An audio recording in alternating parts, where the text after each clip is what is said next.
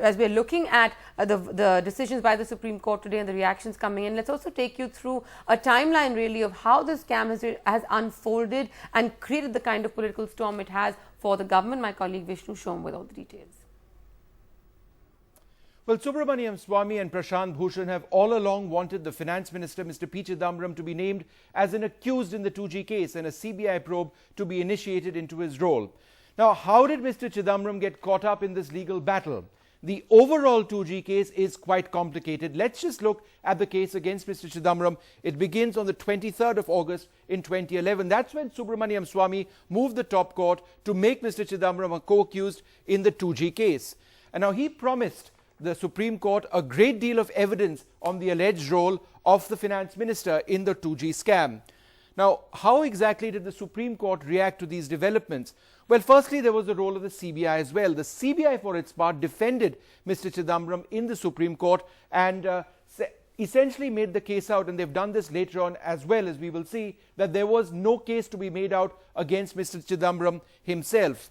Now, how did the Supreme Court react to all of this? The Supreme Court reserved its order on Subramanian Swamy's plea to probe Chidambaram's 2G role. That was in October last year. And another important development was when Subramanian Swamy said that he gave documents to the special CBI court to back his plea. So Subramanian Swamy at that stage actually moving not just the Supreme Court but also working through the special CBI court. Now, the role of that special CBI court comes into sharp question when the special CBI court actually reserved the plea on what Mr. Swamy had wanted to the 4th of February this year. This then went back to the Supreme Court, where the Supreme Court refused to ask the CBI to probe Chidambaram's 2G role. So in terms of a direct order by the Supreme Court to the CBI to probe the role of Mr. Chidambaram, that did not happen. So this was seen to be an important day, an important setback, as it were, to Subramanian Swamy. Again, 2nd of February 2012, the Supreme Court left it to the special CBI court to decide on Subramanian Swamy's plea. Again, reminder, what was the plea? The plea was to get a CBI investigation into the alleged role of Mr. Chidambaram in the 2G scam. Now, Subramanian Swamy went into a process of appeal in February. He appeals in the top court against the special CBI court order. What was that special CBI court order? The special CBI court actually dismissed the plea of Subramanian Swamy. They said that, again, there was no case to be made out.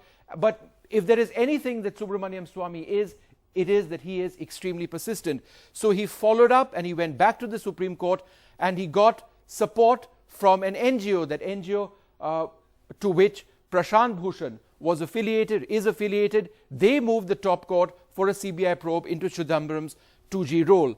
April this year, what exactly did the Supreme Court rule? They reserved their order, right, on the petitions against Chidambaram, which brings us to today and today's critical developments. India's #1 news app just got even better. Download NDTV's new app. Fully optimized for retina display. Full screen view.